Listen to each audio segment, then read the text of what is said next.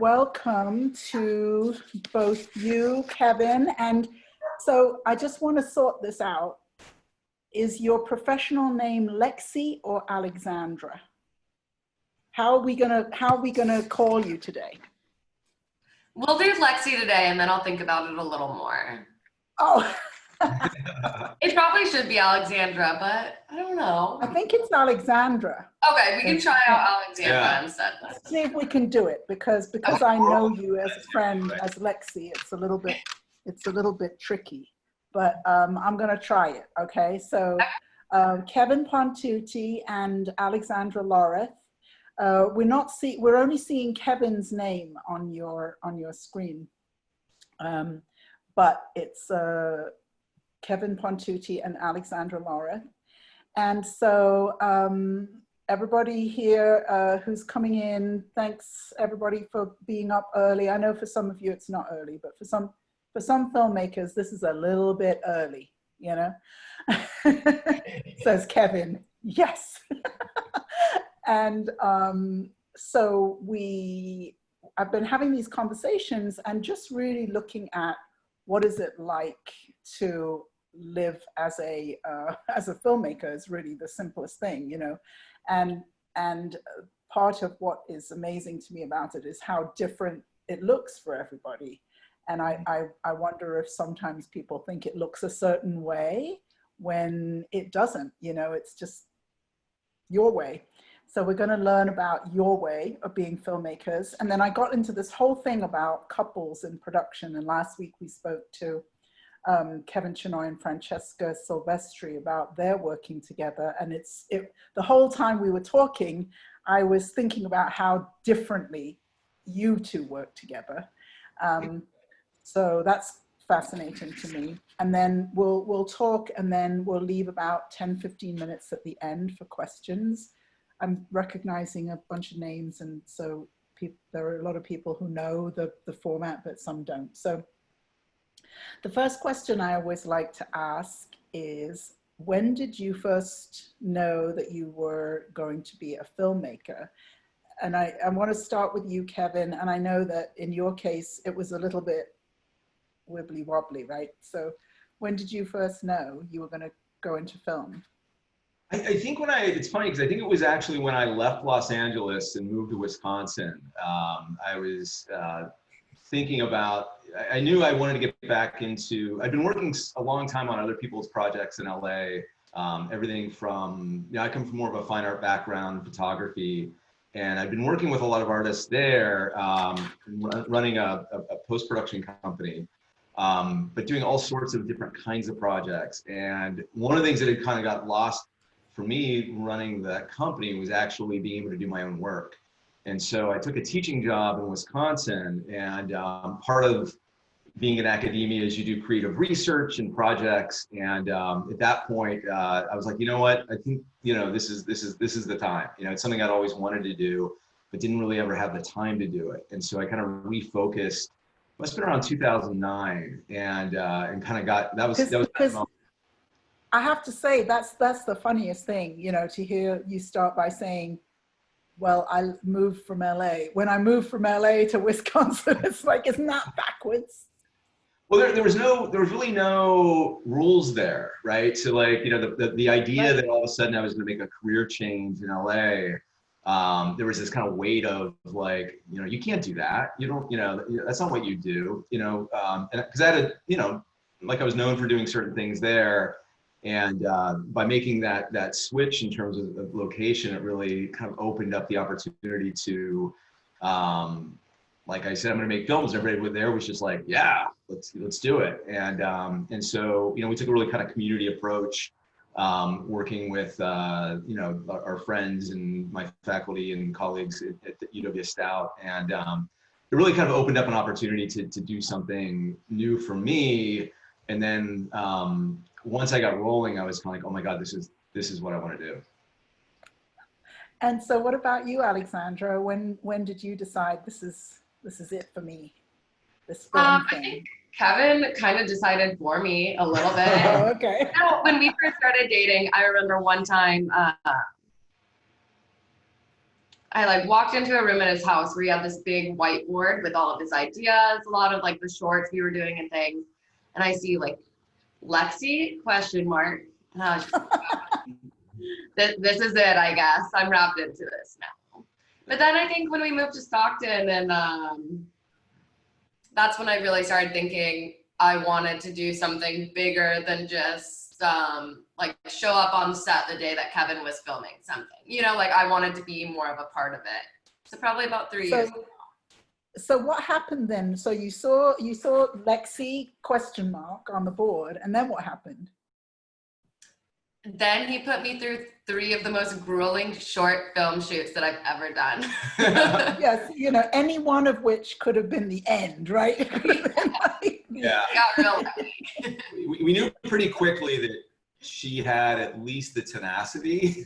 I mean, it became also very apparent that she had the talent too. And you know, she's just amazing on camera. And so once I kind of noticed that, and we had done a couple of shorts that, you know, she would just really bring it. And that really solidified, I think, in my mind, you know, in these initial ones, these first 3 shorts were really kind of really out of my kind of creative process and, you know, ideas and things. And, but then that really started to kind of change a bit as, you know, over the last couple of years. So. I just want to go back to the shorts a little bit, because when I met you both, you had several shorts. You were, I felt as though you were at a film festival every weekend. Mm. And, Yeah. right? Yeah, and, yeah.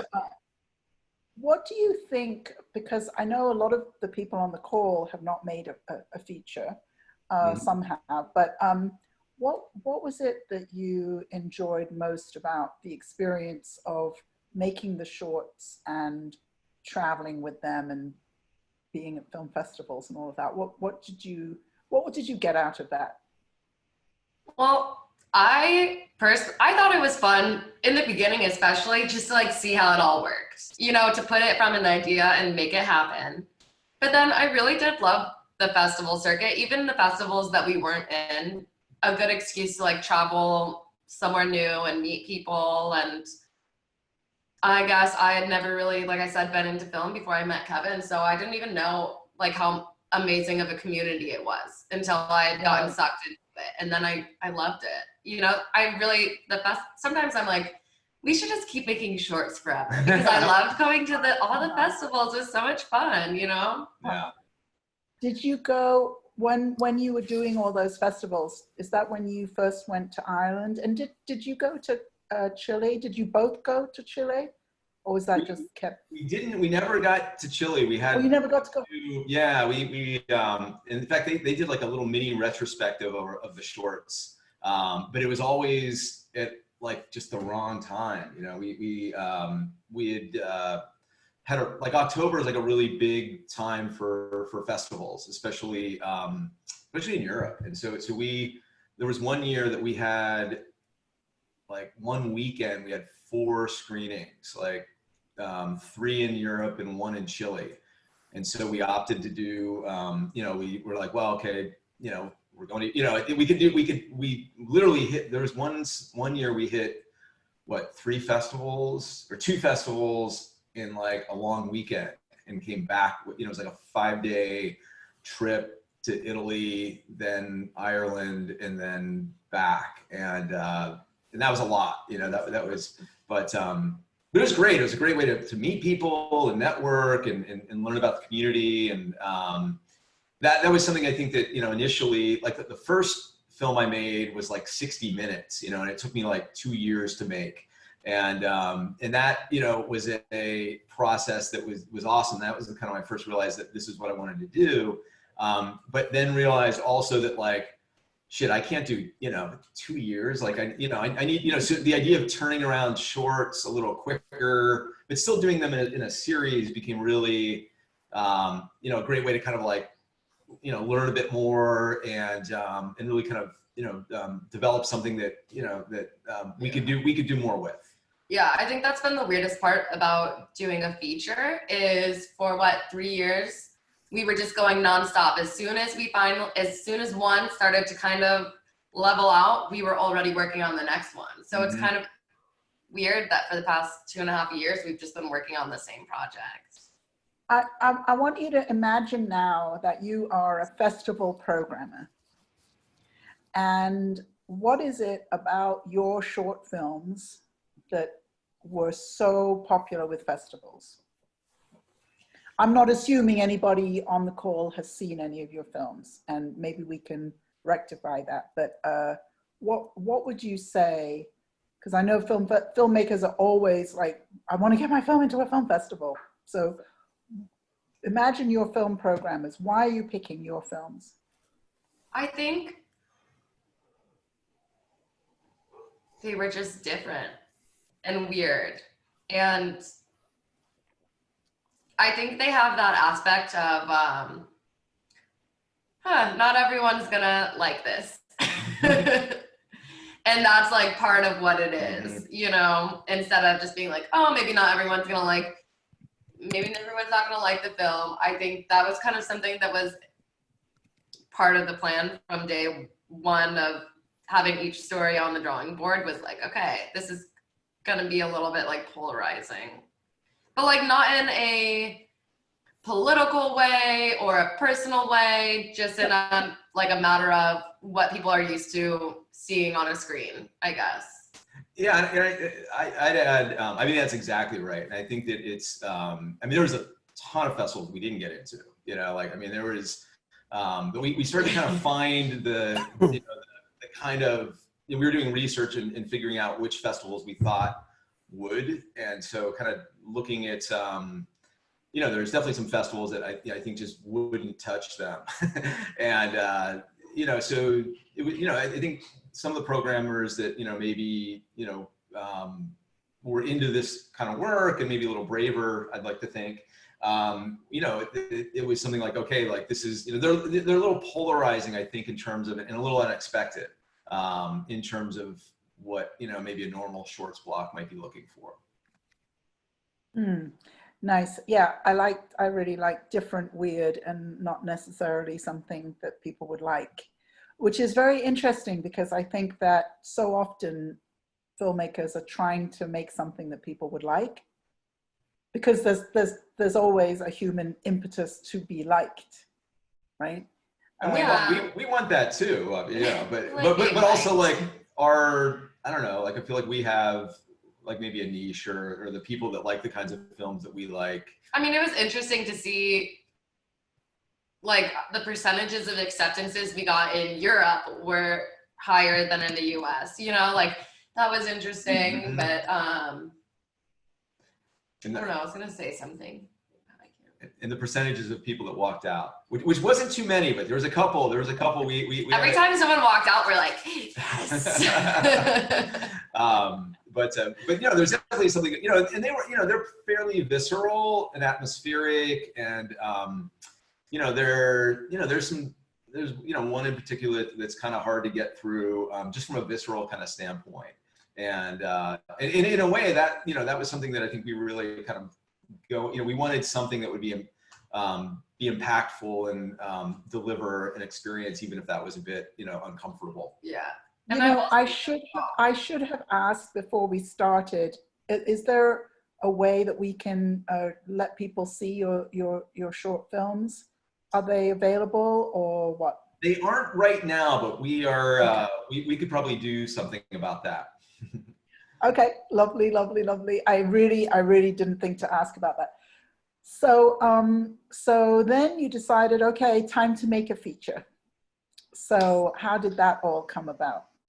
Actually, I'm going to have Alexandra talk about how that came about. I guess, parts of it I remember, parts of it I don't. Like, I guess we kind of just felt that we kind of almost had to make a feature. Like it was time, you know, or maybe that we didn't have to, but we wanted to. That was like our next step. And I know, well, Kevin, when I first met Kevin, he had just finished a feature script. So we've had that in our back pockets for about like over 5 years now. But we knew it couldn't be our first feature. So we were kind of looking for ideas. A lot of our short films were kind of proof of concept, trying things out, different ideas maybe that we picked out from the feature. But then I was like, I also got in my head one day, I was like, I want to be a director, which, like, bad idea. Like, I should not be a director, I realized. I was like, oh, maybe I'll make say that. I've never heard you say that. What was that about? It lasted for like 3 weeks. So I was like, oh, maybe I'll make like a short film with my friends. I should do this Yellow Wallpaper story. And I had been trying to get Kevin to read it for weeks. And then finally one day I was like, okay, I'm literally gonna lock you in the office. It'll take you like max 45 minutes to read if you're paying attention, you know, read the story and then let me know what you think. And he like comes out of the office. He's like, shit, we have to make a movie now. And I'm like, okay, good. I'm glad you're on board because now you can do it and I don't have to. Yeah, no, that was literally it. Like, she'd been, you know, for I think months, like, you were trying to get me to read it. And I was like, yeah, I read it back in college, and like, I kind of remembered it, but not totally. And I was just, you know, like, after reading it, I could see why both she wanted to do it and why, you know, and why she was pitching it. Like in terms of like, it really hit a lot of the, you know, that, I mean, I could see, I think I knew, you know, that she knew it would be something I could kind of like wrap my, you know, hands around and make something, you know, the story's so visually interesting, or the potential of it, and challenging, that it really just kind of got us. Can you tell us a little bit about the story and where it comes from, and why it's such a, why it had you walk out of the office and say, oh, we've got to make a movie now? Well, you know, it's just really kind of like dark, visceral, and you know, it kind of is in that kind of edge of like horror thriller, that just, you know, and it's a classic feminist text. That it's something that is taught. We teach it here at UOP, in the Women's Studies and Literature program. So it's a well-known story. You know, it's set in the 1890s. It's a young mother suffering from likely postpartum depression, and it just had, you know, it's a very kind of timely story, and I think that it really kind of, you know, it kind of sunk in there. So it basically starts off with her husband's a doctor. He takes her out to the countryside for a rest treatment. And, you know, and she's a young writer, but really kind of caught up in this kind of patriarchal situation where it's like, you know, to him, it's all about her being a mother, and she's not handling that well. And so he kind of locks her in this house and in this room that has this really weird yellow wallpaper. And so she starts to kind of see things in it. And it's literally the worst thing, you know, he could have done for her. You know, it's like this kind of really creative writer, artist, and then, you know, take everything away from her, you know, all those, you know, all the, you know, the work, the creativity, the other people. And so that was just, you know, I think just really inspiring, and, you know, just, it's a beautiful story. And the other side of it, you know, from a practical sense too, is that, you know, it's, you know, it is pretty well known. And so I think we thought that, like, well, you know, there's an audience there. There had been a couple of versions made over the years, but they were very theatrical, and just honestly not that, you know, we weren't really impressed with the previous versions, and we were like, okay, we could do something much more visceral and cinematic with it that would really be fun. Well, also, I think, you know, you and I, Kevin, have been talking a lot about feminist horror recently. It's sort of become a thing. Actually, somebody just reminded me of this the other day, but years ago when I was working for YouTube, one of the things that I did was I put together this collection of horror films that had female leads. And a couple of these films were so terrifying, we could barely watch them, you know? So that was, I don't know, 7 or 8 years ago or something. But right now, what you've been really uncovering is that there is really a rich vein of filmmaking slash film theory around the idea of feminist horror. And I wonder if you could say a little bit about what you're finding and how that relates to the Yellow Wallpaper. Well, I think, one of the things that as we got started, we talked a lot of, it's for, I've got some, great colleagues here at Pacific that, like I said, that teach the story. So like one of the first things we did was really kind of, we did a lot of research into the story. We read books about the story. We read books about the books and articles, and then kind of engaged, some of the faculty that really know the story well, and explored the kind of the subtext, and that was really cool. So we had some really great consultants all along the way in terms of thinking about what where this could go and what this could be. And I think as we did that, we started to really kind of also do some research into the feminist horror genre that was seeming to. And it's been amazing to kind of, just through, through our social media, is kind of connecting with people around the world that both love this story and know it, but then also that brought us, I think, into kind of more, more kind of like, kind of theory and why, like, I mean, everything from like why people like horror, what is horror, I mean, we're not taking, we don't have a lot of jump scares, and but it's that kind of horror of the situation. And so thinking about like what horror can be and who's it for and why do people, it was really kind of fun hearing about why people, and especially, like women, like why they, like what they see in it, and why it's, it can be so exciting, and, the whole final girl theory, and it's been really great. I mean, I'm definitely not an expert by any means, but it's been really fun to kind of learn. Theory? The whole what theory did you just say? Final girl. Final girl. What's that?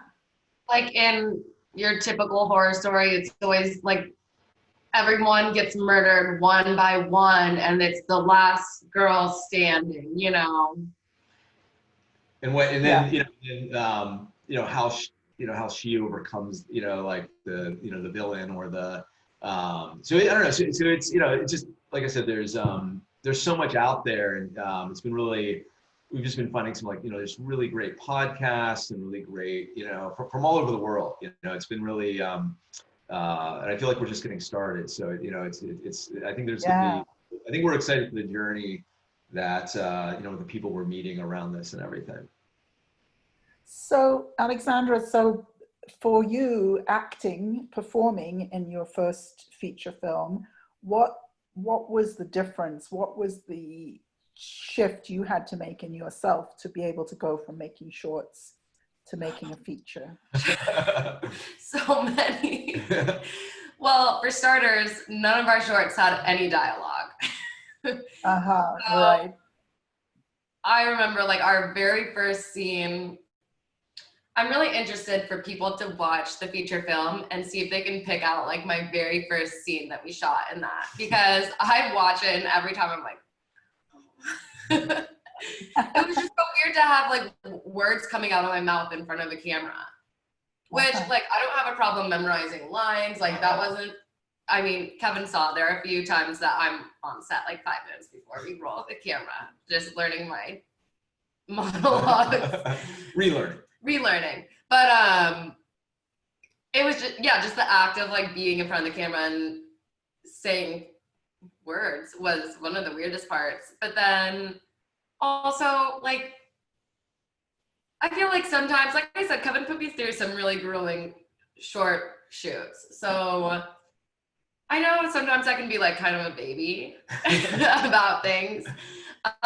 Especially like the really tough ones where I'm like soaking wet and it's like 30 degrees outside, or like covered in like fake blood, or like dragging something that weighs like 120 pounds for like 3 hours back and forth. And I mean, out of the goodness of my heart, but sometimes I would complain a little bit. And so then, but it's just me and Kevin and one of our good friends. And I feel like I kind of had the right to complain a little bit. And then And then being on a set of a feature film that I feel like it was kind of my idea, and knowing that there are like a bunch of other people around and being like, okay, I gotta hold it together. Like, it was kind of, I kind of had to put it through my head, like, okay, I gotta get through this. I gotta be a trooper about this. It was just so much longer than any of our other shoots. Much bigger. Much bigger. So there was just like a lot of mindset stuff beforehand, I think, that I had to like really get through my head to prepare myself to get through Such as? I love to hear about mindset stuff because nobody ever thinks about that. What did you have to do? I just had to focus on the big picture. I had to keep reminding myself that this was my idea in the first place. We're all here because of me. Yeah, exactly. No, and really, I was like, from the beginning, I've been so grateful for anyone who like gave us their time, their money, thought about us, like helped us get to this point here. And I think that was a big thing I had to remind myself too, was that like we've been given this amazing opportunity thanks to so many people. And I really had to just do as best as I could because of that. But it was... So am I hearing in the subtext here that it was hard? It was really hard. It was really hard. But I mean, kind of in that like masochistic way where you're like, oh, but I can't wait to do it again. You know? But it was tough. I mean, yeah, it was very different from doing the shorts. So, I mean, we were getting like, if we were lucky, like maybe 5 hours of sleep a night, and then doing like minimum 12-hour shoots, then doing extra, I don't know what you would call it, going through the script for the next day. So working probably like 16, 17 hours a day in a different country.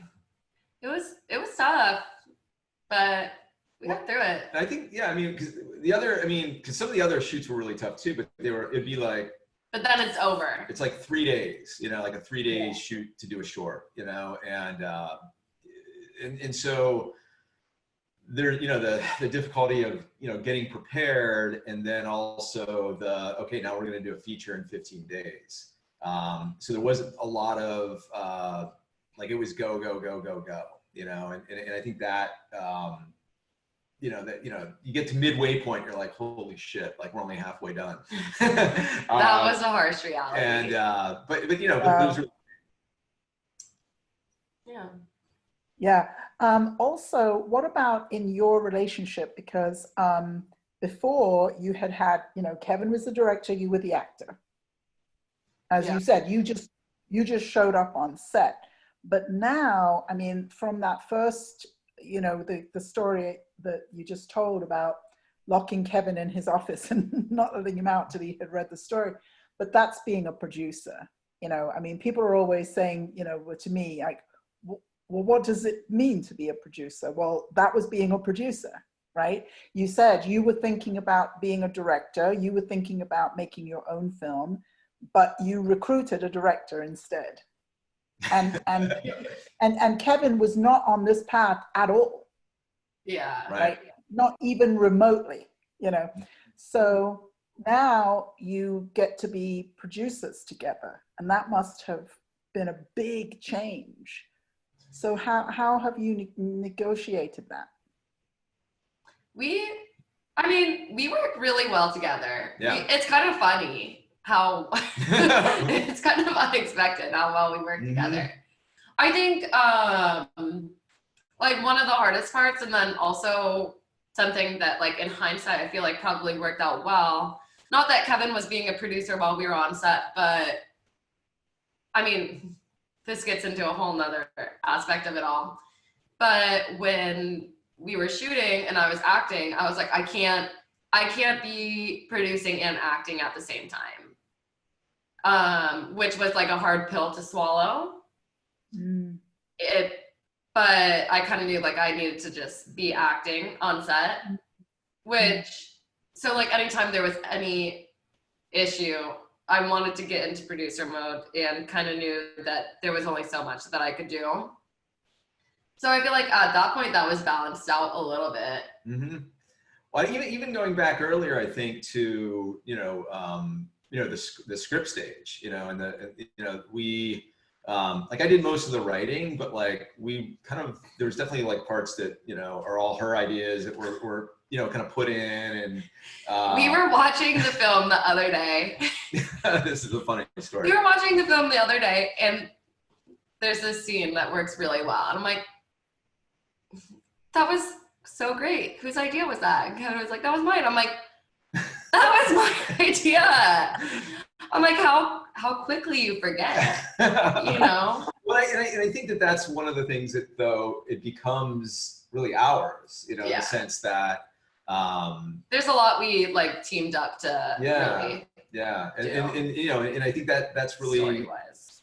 From the beginning through the editing and we've been kind of editing together. It's like, I may be running the keyboard more, but then I'm always calling, come here, I need you to look at this, and like, she'll come up with ideas and I'll come up with ideas. So there's a really kind of great synergy that really gets kind of, balanced out. And I think just really kind of elevates everything. And that's a lot of fun because that really makes it, that's the joy of the collaborative process, right? And so that I think's really been something that I think really giving Lexi the credit for both initiating the project, driving it through the crowdfunding, and then and staying really active in the editing, in terms of the editing process, and from both granular to more big picture kind of stuff. Mm-hmm, mm-hmm. And then another question about balance. How do you balance making a feature film with being the director of a film program at a university? You don't. Well, I mean, it's, even when we were making the shorts, it became apparent that, like I've got winter break in December, January is like a good window for me. And then, I'm really fortunate to have either, I can't say I have the summers off because I don't have the summers off. But I have a lighter workload where I need to be in person less in the summer. And I've got, the more flexibility. And so really, I work pretty long days in general. And so, it's a lot of work, and it is a hard balance, but I try and compartmentalize, and know that, like, okay, I've got, on the weekend, I'm going to focus on this. I'm, in the evenings, I'm going to put 3 hours into that. And really kind of, because I've been really hands-on with this project. And so it's taken, and I think it's one of the reasons why, it's like, we wrapped shooting, last July, like late July, and we locked our picture edit almost a year later to the day. Like that was so we spent a year with the edit, and now we're we just kind of wrapped the color.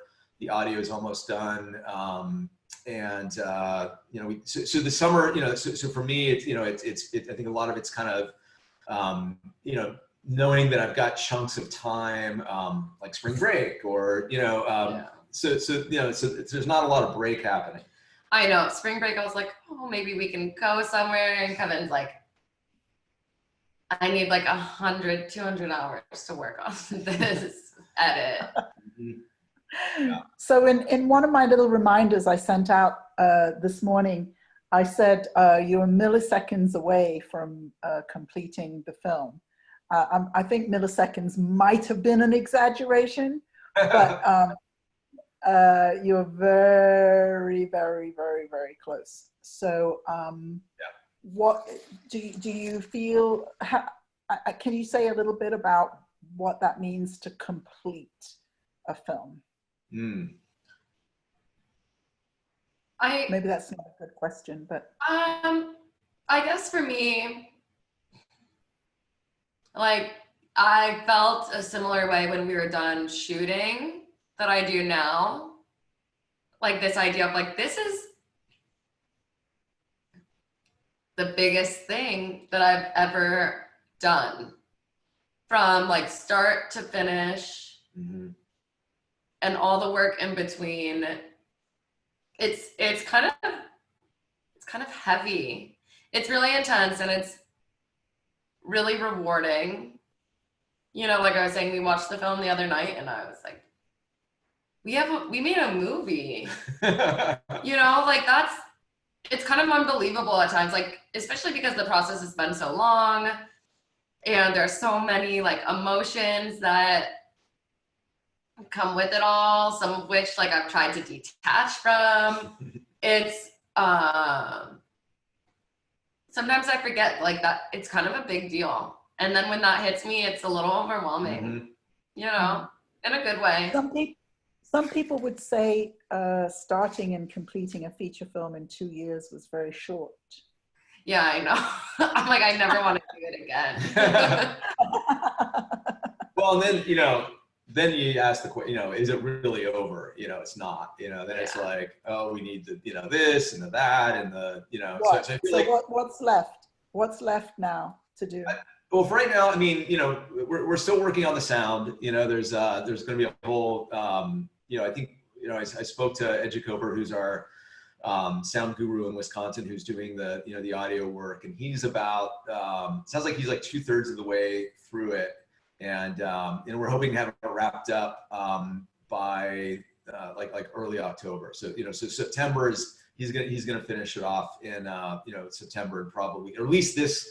You know, we're kind of doing it in waves, where we, you know, we created a festival submission cut that, you know, looks great and sounds, you know, pretty good. And then we're going to have a festival cut that we can show at festivals. And then, you know, while that process is, you know, we can still put on the fine tuning, any sort of, you know, last little, you know, glitches or, you know, the Dolby mix and stuff could run into, you know, up until we go into distribution. So we kind of made these, you know, these pushes to hit, you know, our kind of internal deadlines, you know, so you know, we weren't just waiting to, you know, we could kind of keep moving, and so there's, you know, so I think, you know, there might be like a few little color tweaks to do yet. No. I know. I'm not, you know, you know, I'm trying to get out of that mindset where, like, every once in a while I'll wake up in the morning and go like, God, you know, that one shot that I kind of didn't really get, but I really kind of want, and I bet I could do that, you know? And then I'm like, no, I can't do I'm that. like, you need to stop. Yeah, no. I'm like, you'll just keep doing it you could keep doing it forever. Yeah. You know, at some point you just have to be done. Till you run out of time or run out of money. So we're at both of those. We've reached our limits. So do you know when the premiere is going to happen? Do you know that yet?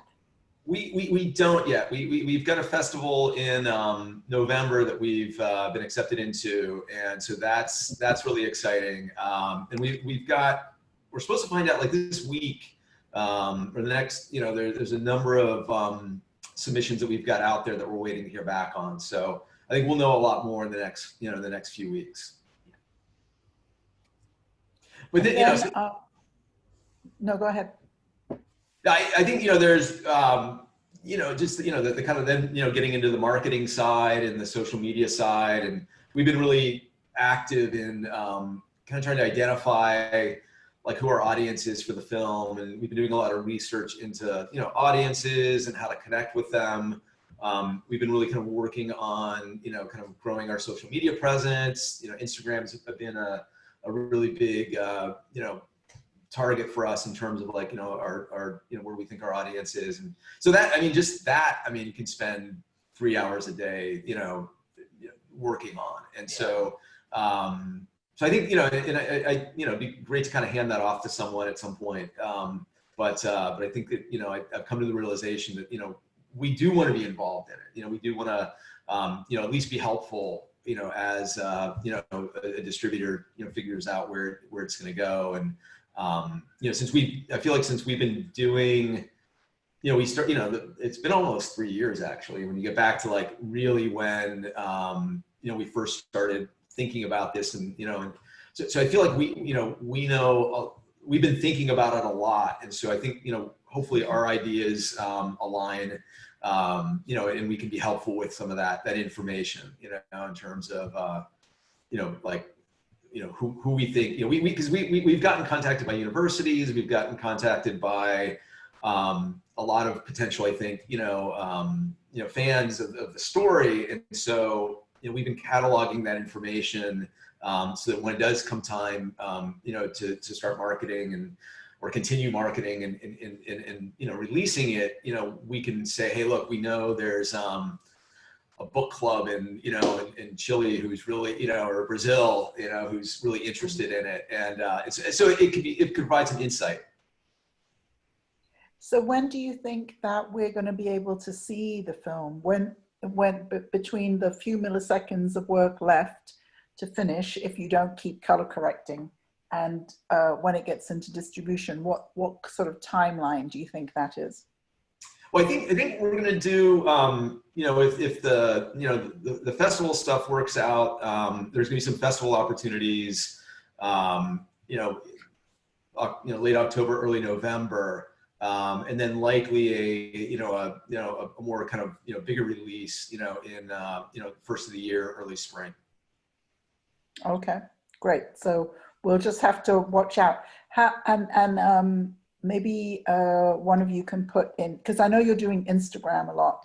You could put your Instagram handle in the chat or whatever. So I'd like to see if anybody has.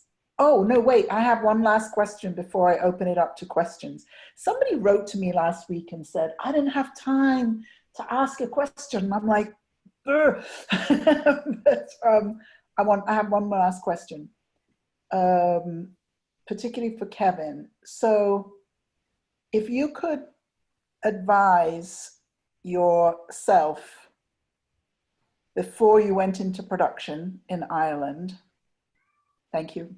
If you could advise yourself, what would be the most important piece of advice you could give yourself? I think that, pre-production, really, I thought I had, I'm usually pretty thorough, like in terms of planning. I like to storyboard and shot lists. And, I think that, there's a point where I'm like, okay, I'm prepared, and I've, kind of got this. And then there's a point where I'm like, oh God, I'm not nearly as prepared, and then there's the other part of it's like, I'm never going to be prepared, like there's this kind of understanding that I kind of came to, is that, okay, like be ready to be adaptable. And be ready to, throw the storyboards out the window, or I spent a lot of time, every morning, before we were shooting, like re-storyboarding or coming up, with, the day's kind of plan. And things change. Like be ready to be nimble, and so have a plan, but know that plan's probably going to have to change. And that was a big one. That was a big one. And what about for you, Alexandra? What would you advise yourself before you head off to Ireland to shoot? Oh my gosh, I don't know.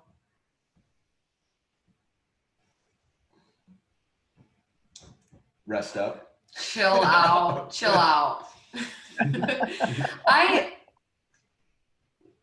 I'm a pretty anxious person, and I feel like I had so much anxiety leading up to the shoot that carried over once we had already started. A lot of just like being anxious over everything just happening, like not even necessarily anything in particular. I think my advice to myself would be really just like take a deep breath. I'm kind of always like, everything figures itself out eventually. And that's kind of what happened with our film. Like, so many things didn't go as planned, but it all worked out in the end, you know. It all worked out in the end. Yes. So I would go into a lot. Sorry. No, I was just going to say, like, a lot of hard work, and it all works out in the end. Yeah, yeah, that's true.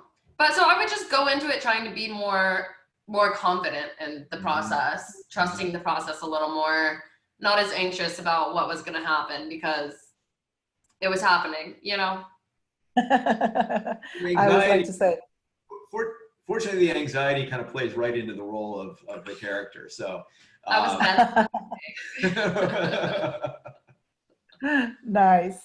Nice. So who would like to ask a question? Joe, yay, go ahead. Hi, it's great to see you both. Thanks for joining us today.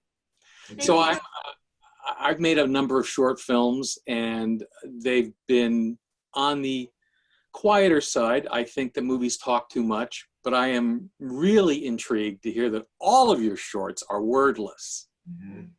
What drives that? I mean, I think that, you know, I kind of, like I said earlier, I kind of come from a painting and, you know, photography and art background. So then, you know, my natural inclination is to tell a story visually. And so, you know, in the shorts themselves also are really kind of, I think, you know, the more I look back at it, are really kind of, you know, inspired by my love of painting. And so there was this, just like, you know, do we really need, you know, do I really need any dialogue, you know? And I don't think any of them, when I kind of wrote them, it was almost more like I drew them first more than even writing them, you know, like I was like, you know, I was kind of writing and storyboarding at the same time. So it was something that just like, you know, I was like, okay, when I'm, you know, I think when I was first learning about like the epiphany, you know, with screenwriting for me at the time was all I have to do is describe what I want to see on the screen, you know, and that becomes the basis of like, you know, describing the shots. And that was kind of like my in. And so, you know, I guess, you know, there's a long short that I did. The first one I did that definitely had dialogue in it, you know, prior to the 3 that we did. But I found that through the editing process, I kept cutting out the dialogue, like, you know, just like, you know, you know, so it became, you know, really about as little, like, you know, like using the dialogue only when necessarily rather than something to drive it, you know, and with the Yellow Wallpaper, it's really a fascinating thing because it's the whole story as it's written is told from a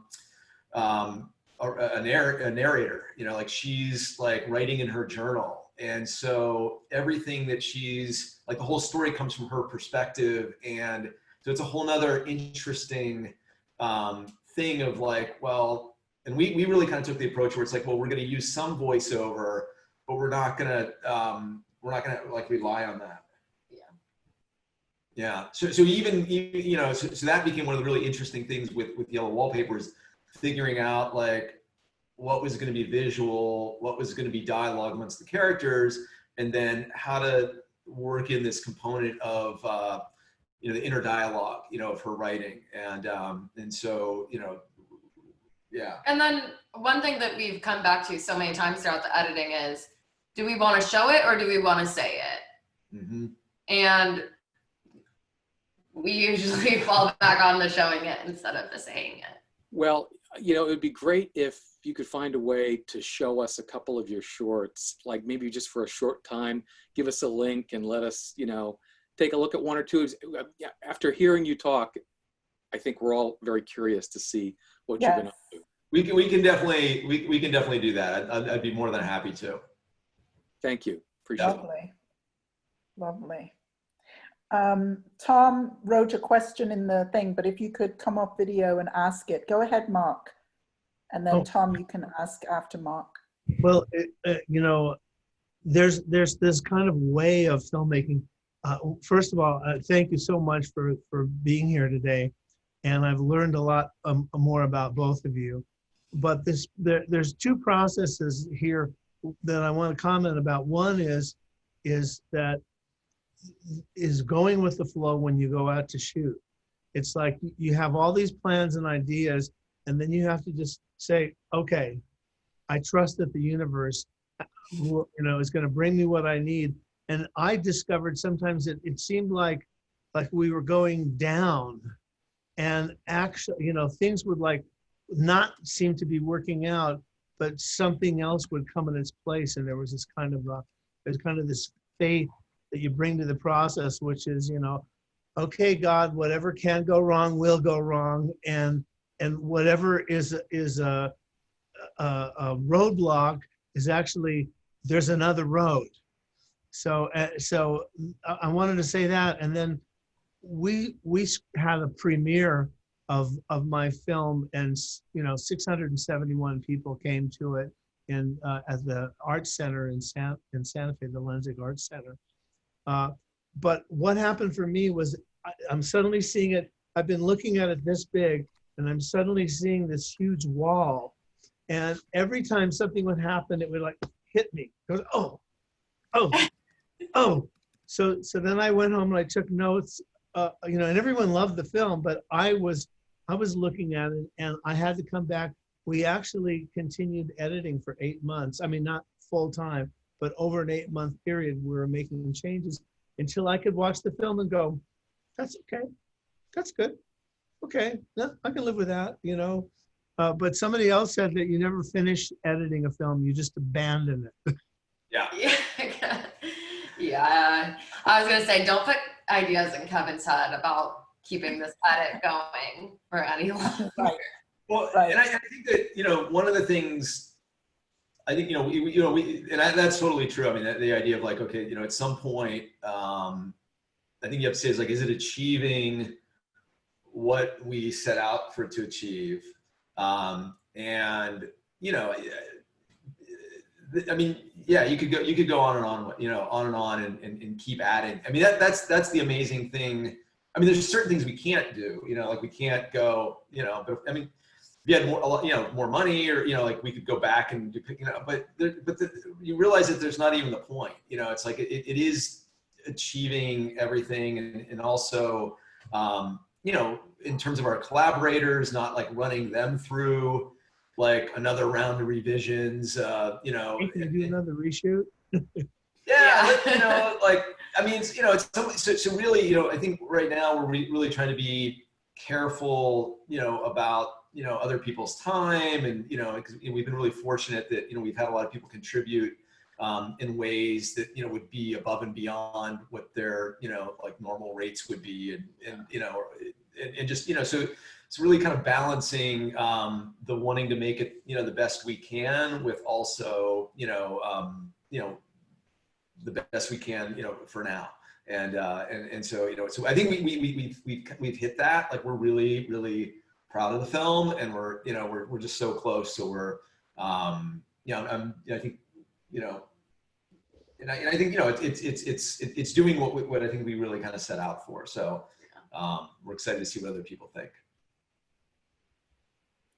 Who else has a question? Thank you.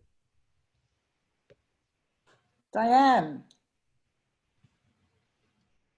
Thank you both. This has been really wonderful. Thank you, Joanne. This is just so incredible.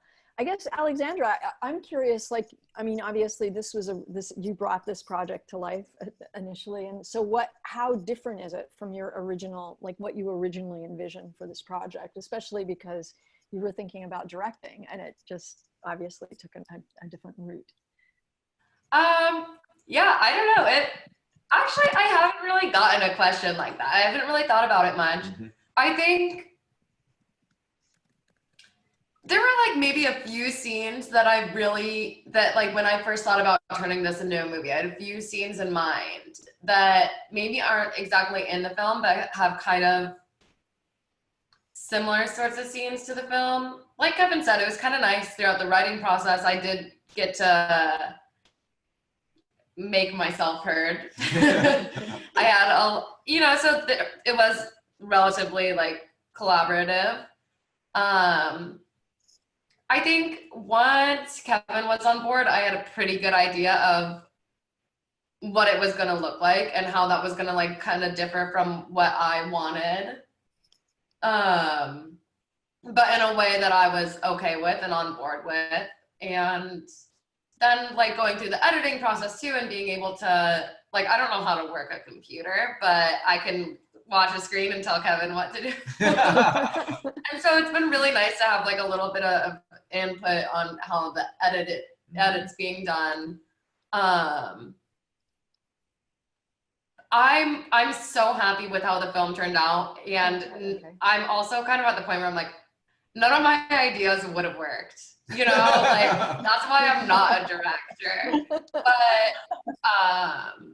like there are a few scenes that were kind of my idea that I'm really proud of, that I'm really happy that are in there, and I'm really thankful for like Kevin being willing to collaborate on some of those ideas. Like, and even through the filming process, there are a few things that I'm like, even if we don't end up using this in the final cut, like I want to shoot this, you know, knowing that maybe it doesn't have any use in our script. I'm like, I just want to shoot it, so we have it. And like one of the scenes ended up being in the movie. So yeah, I mean, I guess it was like a little bit of a compromise, but in a way that worked out for the best. Like I wouldn't have done it any other way, really, looking back on it now. Nice, nice. I think Great it's- question. Thank you. An expansion that kind of happens, right? Like it's expand, like Yeah, you yeah. know, like I think both of our idea, you know, it becomes like an exponential kind of thing when you've got like, I don't know, like that kind of collaboration. Yeah, That's the way I've seen it. Like yeah, I keep thinking like, God, there's, you know, thank God she thought of that, you know, and you know, I mean, you know, it's, you know, and even, you know, even when we were on set, you know, we really, I think, had the mindset of like, good ideas can come from anywhere. And, you know, like our DP, you know, Sonia Tisman, I mean, just really, you know. Even like our lighting guys, we're like, yeah. You know what? Yeah, that is a good idea. Set it up. Yeah, we were, you know, so I think that idea of like, you know, I mean, the last thing I would want to do is, you know, as a director is like not have people come to me with ideas, you know, and 'cause I can always say no. And I think we really tried to encourage that on set. Yeah, I mean, within reason. There was times like, when I was like, don't talk to me. Time willing, yeah. But I think that really, you know, really kind of, you know, from all of our team, we had such a wonderful team. And so I think that, you know, I think we really wanted to kind of encourage that sort of a set, even if it slowed us down a little bit. I like to end on time, and I'm sure Kevin is going to have about 5 meetings all starting on the hour. So Angela has one last question from Facebook. Angela is our wonderful intern without whom we wouldn't be able to do any of this. So what's the question, Angela? I have a question from Cheryl Jones, and they're asking, how has the changing culture and environment moving to California affected your work? I mean, I think it's opened up some possibilities, you know, like it's definitely, you know, we met JOANNE, we met some of the people on this call, you know, there's been certain sorts of things that, you know, like doors have opened. It's easier to pop down to LA or go into San Francisco for meetings. But at the same time, you know, we love Wisconsin and our friends and colleagues there, and continue to collaborate with a lot of them. And so I think that, you know, it's, you know, you gain some things, you give some things up along the way. But I think, I don't know, that yeah, I think the biggest thing was just meeting new people and like joining a new community, which it's hard to leave the last one behind. But like Kevin said, we're not really leaving it behind. There's so many people that we continue to work with. So the more people that we can work with, the more people that we can meet and get to know and bounce ideas off of or see their work, the better. You know, I think that was one of the nicest things about, you know, our little small town in Wisconsin. There was like a I mean, it was small town. So the level of community. Kevin's first film that he was talking about before me was just made with like, what, 20 people from the community who just wanted to make a movie. So they just did it together, you know? And a lot of people really came through with our short films to give us the things that we needed, to help us with what we were trying to find.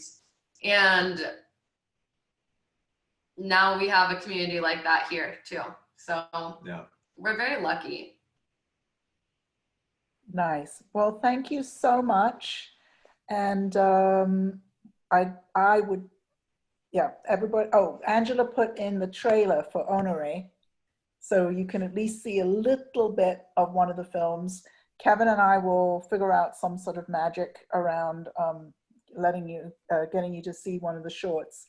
And then we're gonna have to wait for several months before we can see the Yellow Wallpaper, unless we can be at the film festival premiere when that happens. But we'll just keep everybody updated so that everybody knows when it's all coming. Oh, and if you follow on Instagram, Kevin and then Angela put the Instagram information there, you'll be able to keep up so you'll know where the film is, because many of you are in many different places, and maybe you'll get to a festival screening, or we'll have to wait until it's out.